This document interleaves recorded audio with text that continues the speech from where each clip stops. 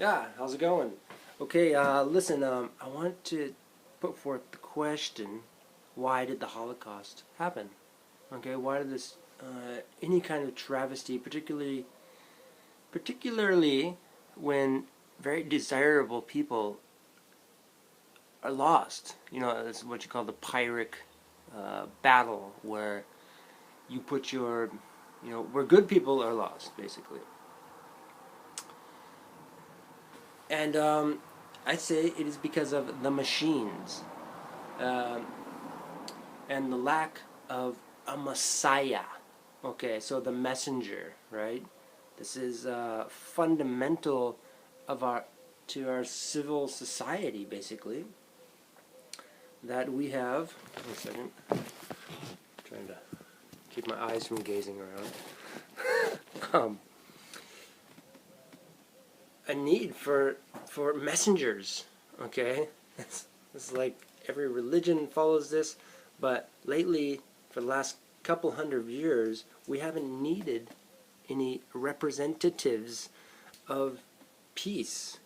We just don't need them because we have cameras, we have communications, right? So we can simply send a message and say, "Yeah, send me the money. Forget about the messenger. Forget about the Holocaust. Forget about all those lost souls. Forget about all that oil we're just going to consume. As soon as it gets off the dock, it goes to the auctioning block. You can buy that oil, and then you can do anything with that oil you want to do." Okay, this is the same reality that was going on in the dawn of the United States. So the United States was empowered by technology. Okay, it was basically GPS. It came along after Ben Franklin was a man. I would say, I think he was born in 17 something, and it was like 20, 30 years after, and so he didn't really experience it as a child.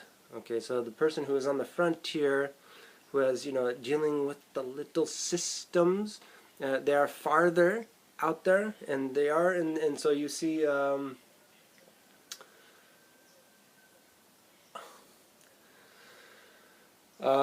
Well, you see that Columbus was looking for something, but he didn't find it. He was looking for the Orient. He was trying to find that, and that was the only reason to go out into the wild frontier. And now that if we don't have a messenger, we're going to have travesties because more and more people have gone out west.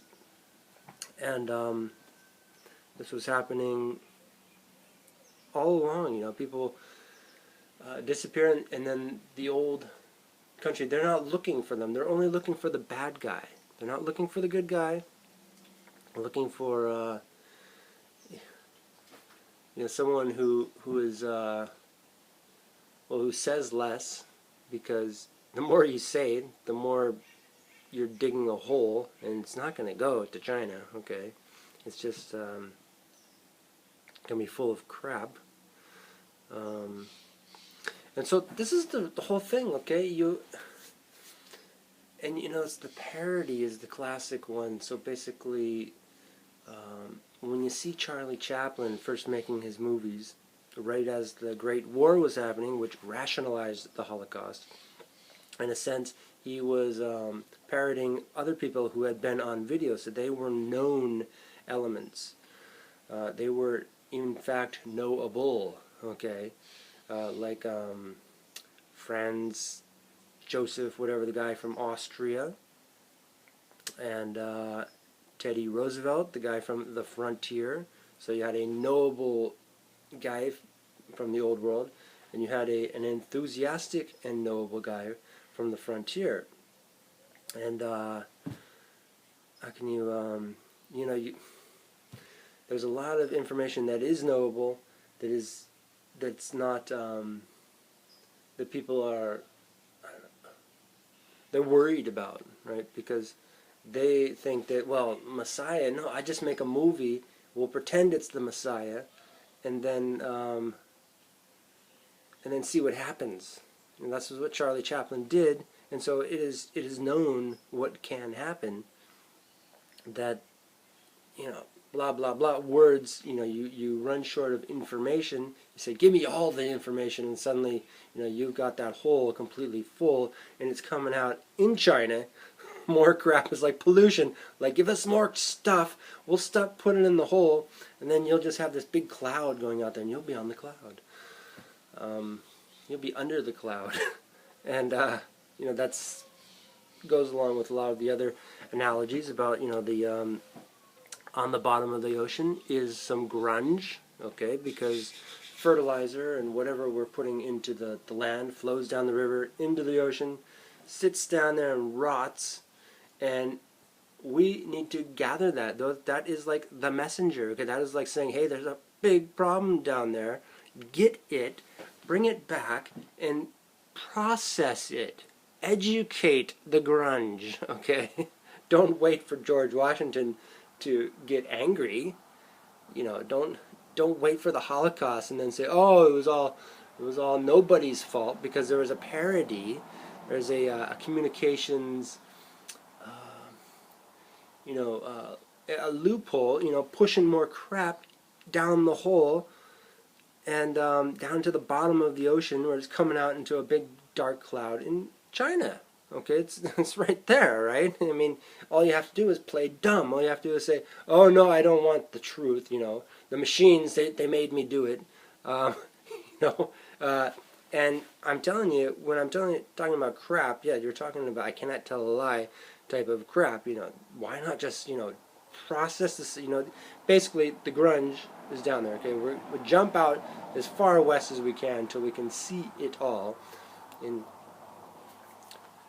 daughter books. Very good. But if it's a scapegoat mentality, then we're in big trouble, because that's the perfect excuse for the Pyrrhic revolution, where you're taking your desirable people, where you're taking the oil and burning it up like as though black lives didn't matter, okay? It's a geographic equation. George Washington in the old world, particularly, sorry, that word, I don't know why. I should probably not use it. Especially, you like that, taking the known trade routes. There's one going across Mexico, that went to the Orient. It was an actual pre-steam engine trade route. So that's kind of the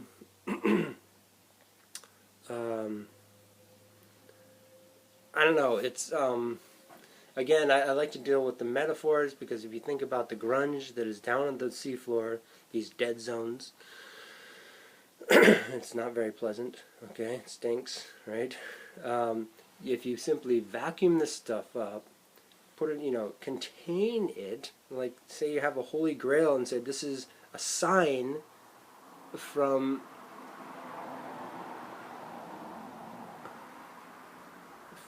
it's a sign, it's a message, okay? It's like all that crap down there. It's just like the pornography on the internet. It's out there. It's down there, okay? It's going, it's still flowing. It's going to be flowing for as long as we're eating like kings, broccoli or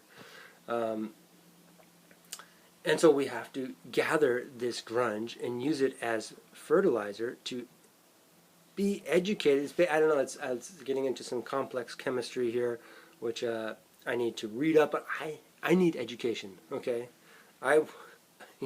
If I feel left out, think about George Washington feeling left out, and what you have was him going home and beating his slaves, okay? That's what he did. And then he said, let's have a Holocaust. Oh yeah, why not? Why not? Let's just, I have no education, therefore screw everybody. Basically, that's what George Washington, our first president, was saying before the revolution. The American people wanted representatives, not terrible attacks. Okay? And he was on the frontier. He was born 8 years before GPS, the global communications potential mechanism.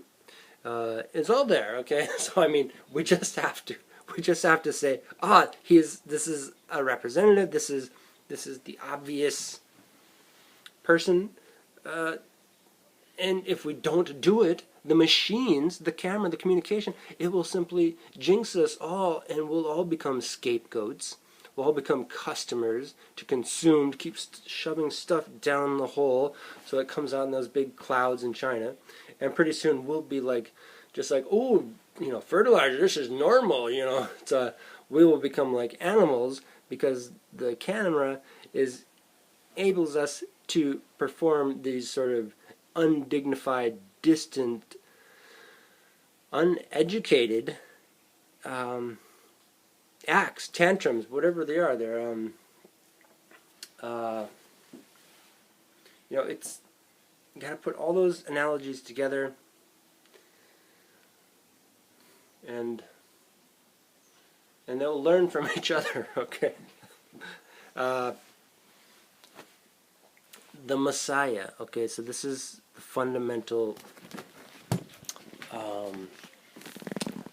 Savior. Okay, so who is going to save us? Someone from the frontier who we fear greatly because we know that they're not educated already. That's pretty much absolutely given there.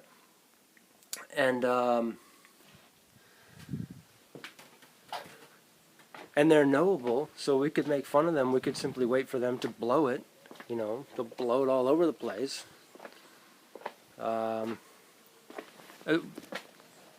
It's a panic. It's a complete sort of a game of chicken and egg.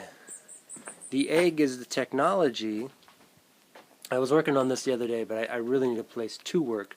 And to really be educated, I need to be exposed to good stuff, not bad stuff. I don't want to, tell you about how George Washington got mad, went home and decided, give me 10 barrels of oil, please, the cheap stuff. I'm going to burn it up, And, that's evil, right? That's like, that's what the machines are there for, to say, oh, look, there's the fool, there's the scapegoat on the frontier. Let's make a fun of him, He thinks he's in China, but he's not. Okay, poor Christopher Columbus. And then nobody knows. Okay, because we're not educating these people from the frontier. And George Washington, he was a historical American, so he didn't have any old world connections. He didn't have that to fall back on, to say, oh, well, Ben Franklin, his dad, came over on a boat, and he took the same boat back as a teenager. And so he got out, and he went over and said, oh, yeah, that's right, a lot of those Americans are a bit shifty over there, They're drinking cherry wine and getting drunker than they deserve. Why don't they just pay up, And then the Holocaust happened. Okay, it was basically the revolution. It was basically, if you think the Holocaust itself, or the Jews, if you think there was desirable people who were lost, then, and it wasn't just undesirables, which was the cop-out, the slippery slope, right? The difficult pursuit of the uneducated Messiah. Pardon me. The unwashed.